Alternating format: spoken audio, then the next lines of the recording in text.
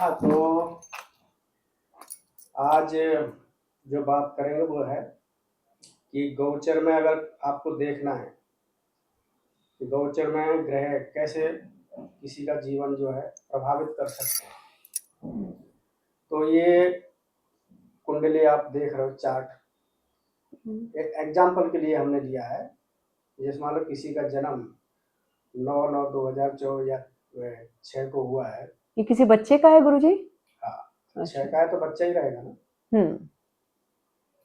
तो अगर मान लो उसके अभी करंट में क्या चल रहा है, कैसे देखें, क्या देखें, क्या उसकी दशा भी देखनी चाहिए? हाँ, दशा देखनी चाहिए। तो अभी जो उसको जो दशा चल रही है वो है केतु की और शुक्र की अंतर दशा है। 2025 तक शुक्र रहेगा। तो ये जो है चार्ट है उसका लग्न मकर चार्ट। लग्न। लग्न इस चार्ट है। ये गोचर में क्या रहता है, ज्यादातर हमको 3 प्लानेटों के ऊपर ही ज्यादा ध्यान देना है, क्योंकि 3 प्लानेट ही हैं जो ज्यादातर लंबे समय तक कोई भी चीज को कोई भी हाउस में रहते हैं। और बाकी जैसे सूर्य है, चंद्रमा तो डेली परिवर्तन, मतलब 2 दिन के बाद में परिवर्तन कर लेता है, ढाई दो दिन के अंदर परिवर्तन हो जाता है। सूर्य क्या 1 महीना रहता है। तो ऐसे ही इनकी तो क्या है, ये 45 दिन मंगल रहता है, ऐसे ये रहता है। तो लेकिन कौन से ग्रह ज्यादा टाइम रहते हैं? शनि ज्यादा टाइम रहता है, राहु ज्यादा टाइम रहता है, क्योंकि राहु 18 महीने रहता है, शनि आपको 2.5 साल के लिए कोई भी राशि में बैठेगा। और तीसरा?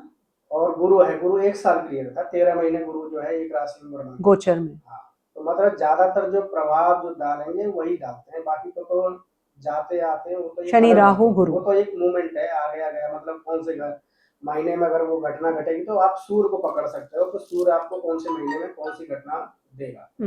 दिन पकड़ना है तो आप चंद्रमा से पकड़ सकते हो, वो मतलब, लेकिन वो उसी डिग्री पे आएंगे तभी वो घटना घटेगी। जैसे मान लो सूर्य जो है 22 डिग्री का है, तो अगर सूर्य के महीने में अगर जिस महीने में घटना घटेगी तो सूर्य की जैसे डिग्री है 22, तो चंद्रमा भी 22 डिग्री पे जिस दिन आएगा उसी दिन वो घटना घटेगी। ठीक है, समझ। अब जैसे ये कुंडली है,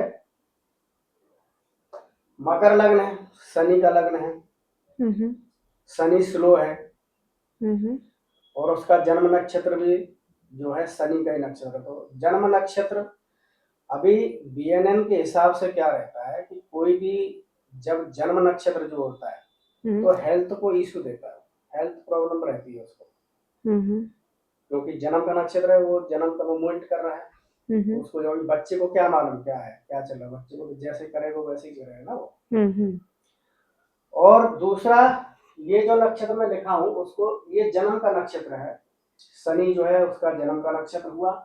केतु और मंगल ये 2 नक्षत्र भी उसके लिए खराब है, मतलब केतु के जो नक्षत्र हैं वो भी खराब है और मंगल के नक्षत्र हैं वो भी खराब है, क्योंकि इसलिए मंगल के ज्यादा डेंजर है, क्योंकि मंगल जो है निधन आता है। निधन मतलब जैसे कोई बीमारी आ जाना, अचानक से कोई काम रुक जाना, एक्सीडेंट, सर्जरीज, हाँ कुछ भी है, कोई प्रॉब्लम है, यानी बड़ी चीज, कोई भी चीज को स्टॉप कर देना, यानी वहीं पर खत्म हो जाना, यानी वो लास्ट स्टेज है। जैसे जॉब है तो वो अभी लास्ट है, वो वहां पर आप बाद में नहीं कर सकते हो। कोई यानी किसी चीज का एंड हो रहा है, निधन का मतलब है कोई चीज खत्म हो रही है, टर्मिनेट। हाँ, आगे नहीं है उसका कुछ नहीं है, यानी वो चीज वहीं पर ब्रेक हो जाएगी। जैसे नहीं किसी का लव अफेयर रहता है, ब्रेक हो गया फिर बाद में कुछ नहीं है, आगे कुछ नहीं है, तो वैसे ही है। अभी मान लो हम इसके आधार पर अगर देखिएगा तो अभी शनि जो है यहाँ पे बैठा है, बिल्कुल सामने, शनि की दृष्टि लग्न पर पड़ी है, बच्चा ऑब्स्टिकल्स स्लो रहेगा, चिड़चिड़ा रह सकता है, प्रॉब्लम्स भी आ सकती है, ऑब्स्टिकल्स आते हैं, जाहिर से रहेगा। एक नॉर्मल मैं बता रहा हूँ आपको, जाहिर से अगर शनि की दृष्टि अगर लग्न पर पड़ती है तो चिड़चिड़ापन रहता ही है उसमें बच्चे के अंदर। लेकिन मकर लग्न का एक स्वभाव है, वो ज्यादातर अपनी चीजों को छुपा के रखता है। अच्छा, हंसमुख रहता है, चेहरे पे ऐसा रहेगा कि मतलब मेरे को कुछ प्रॉब्लम नहीं है, लेकिन रियल्स में उसको प्रॉब्लम रहती है। ठीक है। दूसरी बात क्या है कि चतुर्थ हाउस पर पड़ रही है 10वीं दृष्टि, तो चतुर्थ पर पड़ रही है तो इसका मतलब है कि माँ को भी कुछ ना कुछ संघर्ष करने पड़ सकते हैं, या तो घर के लिए उसको संघर्ष करने पड़ता है। समझ रहे? शनि की दृष्टि 10वें घर पे भी पड़ रही है। तो शनि की दृष्टि जब 10वें घर पे पड़ेगी तो मतलब 10वां जो घर है, ये जो चौथा जो हाउस है, ये माँ का है, या मतलब सुख का भी है। सुख शांति मतलब है कि वहां पे कुछ ना कुछ घर के एनवायरनमेंट, हाँ, कुछ ना कुछ उसको प्रॉब्लम रही घर में, एक दूसरे से हो सकता है, क्योंकि वहाँ फायर राशि है जी, जो राशि है, ये फायर राशि मेष का मतलब है कि हो सकता है कि घर में सबका स्वभाव ऐसा हो कि गर्म मिजाज के हो, आपस में तू बहमे हो सकते हैं, एक दूसरे से बात ना करते हो, मतभेद। घर से बाहर भले उनका स्वभाव बदल जाएगा, क्योंकि घर के बाहर वो चीज काम नहीं करती, बराबर काम करेगी घर के अंदर भीतर। हाँ, तो घर से बाहर जाएगा तो हो सकता है कि उसको चिड़चिड़ापन रहे, एक दूसरे से बात ना करते हो, या तो उसका चिल्ला के बात करें। माँ का भी ऐसा स्वभाव हो सकता है कि माँ चिल्ला के बात करे, पिताजी का भी ऐसा हो सकता है। अगर यहाँ पे अगर ये चार्ट देखा जाए तो ये क्या रहता है, सूर्य जो मूवमेंट कर रहा है मंगल की तरफ कर रहा है, तो इसका मतलब है कि पिताजी का जो स्वभाव होगा वो बहुत जल्दबाज हो सकते हैं, क्योंकि मंगल की तरफ मूवमेंट करने का मतलब है कि पिताजी जो है वो जल्दबाज हो सकते हैं, कोई भी चीज को उनको चाहिए कि अभी करो। समझ रहे? अभी हमको तो देखना है कि कौन सा जो प्लानेट है जो प्रॉब्लम खड़ी करता है। प्रॉब्लम खड़ी करने वाले जो प्लानेट हैं वो आप जानते हो, शनि हो गया, राहु केतु, मंगल, यही एक ऐसे प्लानेट है जो आपको इस चीजों में तकलीफ देंगे। अब इसके हिसाब से अगर देखा जाए तो केतु की महादशा चल रही है उसको, अब ये लगी है 2024 में। अब शुक्र की अंतर्दशा चल रही है, लेकिन शुक्र अभी करंट में एंड पोजीशन में वो किसके नक्षत्र में चल रहा है, मंगल के नक्षत्र में चल रहा है। तो मंगल, मैं तुमको पहले बोला कि मंगल जब नक्षत्र में चलेगा, कोई भी प्लानेट दिशा या महादशा का कोई भी प्लानेट अगर मंगल के नक्षत्र में चलेगा, क्योंकि मंगल उसके निधन तारा, मतलब जिसको तारा बोलते हैं नक्षत्र तारा, तो नक्षत्र तारा के हिसाब से वो निधन तारा है। तो निधन का मतलब है कि कहीं ना कहीं उसको एक्सीडेंट कराए, कोई भी चीज को रुकवा दे, घर में कुछ भी प्रॉब्लम खड़ी कर सकता है, कोई एक्स वाई कोई भी प्रॉब्लम हो सकती है। तो अब शुक्र बैठा कहाँ है कुंडली में, अष्टम में बैठा है। अष्टम में, तो अष्टम में बैठा है, तो इसका मतलब अष्टम जो हाउस है वो अष्टम हाउस किसका है, यानी किसी चीज को चेंज कर देना, यानी वो बदलाव चाहता है, वो चीज बदलाव होनी चाहिए, यानी कुछ चीज बदलनी चाहिए। यानी पहले कुछ चल रहा था, हो सकता है बच्चा सोचता हो कि कुछ अलग करे, कुछ सोचे। दूसरा ये एक्सीडेंट का भी है, एक्सीडेंट, सर्जरी, ऑपरेशन, ये सब चीज है। सोच, एक मतलब रिसर्च, ये सब चीज का है। अगर शुक्र वहां पे बैठा है, शुक्र की अगर अंतर्दशा चल रही है और मंगल के नक्षत्र में चल रहा है, तो मंगल देखिए, मंगल क्या है, मंगल पहले से तो एक्सीडेंट का कारक है, एक्सीडेंट करा सकता है, या तो गुस्सा दिला सकता है, या तो हर चीज को करने में उसको जल्दबाजी, क्योंकि मंगल जल्दबाजी है। तो अभी फिलहाल की जो उसकी मूवमेंट जो रहेगी वो ये रहेगी, तो कोई भी चीज को जल्दी करने की कोशिश करेगा, क्योंकि मंगल में एक एग्रेशन है, गुस्सा है, और एनर्जी ज्यादा है उसके अंदर। तो अभी अब जैसे मंगल देखा जाए तो मंगल का चतुर्थ हाउस का मालिक है वो, चौथे भाव का। अब चौथा भाव तो पहले से एक्सीडेंट का माना जाता है, अचानक से कोई भी चीज को घटा देना। माँ के साथ में भी हेल्थ प्रॉब्लम हो सकते हैं, क्योंकि माँ के स्थान में वो, क्योंकि माँ के स्थान को रूल कर रहा है ना, तो माँ के स्थान को रूल कर रहा है, और खास तौर के एक्सीडेंट व्हीकल, बिकॉज वो व्हीकल भी वहाँ पे वहाँ का है। और दूसरी बात क्या है कि घर को रूल कर रहा है, मतलब मेरा कहने का मतलब है कि ये घर है, घर की अशांति होती है, ये क्या है, ये घर है, समझ रहे हो। अब घर है तो घर को जब मंगल रूल कर रहा है, और शुक्र जो है जो अंतर्दशा में जो यहाँ पर चल रहा है, शुक्र वो मंगल के ही नक्षत्र में चल रहा है, और मंगल निधन यहाँ पे बता रहा है, यानी कोई भी चीज, इसका मतलब है कि घर में जितने भी लोग रह रहे हैं, हो सकता है कि सभी लोगों को प्रॉब्लम आ सकती है, कुछ ना कुछ प्रॉब्लम चल सकती है, काम रुक सकते हैं, क्योंकि शुक्र पैसा है, शुक्र लग्जरी है, और जा रहा है सब, और ये सब बीमारियों में, ऑपरेशंस में, ये सब बीमारी हो सकती है, पैसा फंस सकता है कहीं पे भी, पैसा वैसे भी 8वें घर में बैठा हुआ है। हाँ, पैसा मान लो किसी को दिया तो पैसा भी फंस सकता है, बराबर। पैसे से रिलेटेड प्रॉब्लम आती है। प्रॉब्लम्स। भाई प्रॉब्लम क्या आएगी, शुक्र की आएंगी, क्योंकि शुक्र चल रहा है, मंगल के नक्षत्र में चल रहा है, तो मंगल और शुक्र दोनों पे प्रॉब्लम जो है वो खड़ी हो जाएंगी।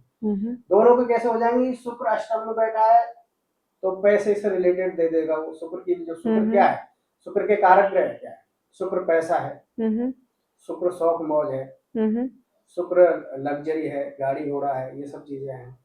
अष्टम में बैठा है, अगर मान लो सोचे कि भाई मैं ये पैसा कहीं पर लगा दूं, या पिताजी उसके सोचे, समझ रहे हो, तो पिताजी क्यों सोच सकते हैं, क्योंकि सिंह राशि में है। अब सिंह क्या है, सूर्य वहां का कारक हुआ ना, सूर्य बोले तो पिताजी। तो या हो सकता है पिताजी के मन में ऐसे आ जाए, या कुछ ऐसा मान लो कहीं पैसा दे दिया, किसी फ्रेंड सर्कल में दे दिया या कहीं पर दे दिया, तो पैसा कहीं ना कहीं फंस ही जाएगा, मतलब निकलने वाला प्रॉब्लम रहेगी वहां। एक्सीडेंट का तो मैं तो आप दूसरी बात क्या, पैसे का प्रॉब्लम है ही। दूसरा, अब जहां पे जुपिटर जो है, जुपिटर गौचर के हिसाब से अगर देखा जाए तो जुपिटर गौचरी में अभी मिथुन राशि में चल रहा है। अच्छा, तो 7वें इसका घर में मतलब है कि जहाँ जुपिटर इसका कहाँ पर बैठा है, जुपिटर यहाँ सप्तम में बैठा है, करियर में, प्रोफेशन में बैठा है। अब प्रोफेशन यहाँ पे बैठा हुआ जुपिटर अगर मान लो गोचर में यहाँ पे आ जाए तो प्रॉब्लम, तो ये क्या है, जॉब है। समझ रहे हो, ये क्या है, जॉब है। जॉब का भाव है वो, तो जॉब अभी जीव कहाँ से भ्रमण कर रहा है, कौन से हाउस से भ्रमण कर रहा है, जॉब से जा रहा है, वो यहाँ से गुजर रहा है, यानी जॉब नौकरी जो भी है, कर्जा हो सकता है, रोग हो सकता है, समझ रहे हो। यहाँ पर जो 6 जो है वो डेली रूटीन है, डेली शेड्यूल रूटीन। अब वहां से अगर कोई प्लानेट अगर जा रहा है और वो भी जीव जा रहा हो, वहां से गुजर रहा हो, तो इसका मतलब है कि जॉब जो कर रहा होगा, तो जॉब में, क्योंकि अभी जो जुपिटर है वो राहु के नक्षत्र में है, राहु के नक्षत्र। अब राहु क्या, कुंडली में राहु कहाँ बैठा है, चंद्रमा के साथ में 12वें घर में बैठा है, यानी 3rd हाउस है, लेकिन 12वीं जो मीन राशि हो, 12वीं राशि काल पुरुष के हिसाब से, लेकिन 3rd हाउस को रूल कर रहा है।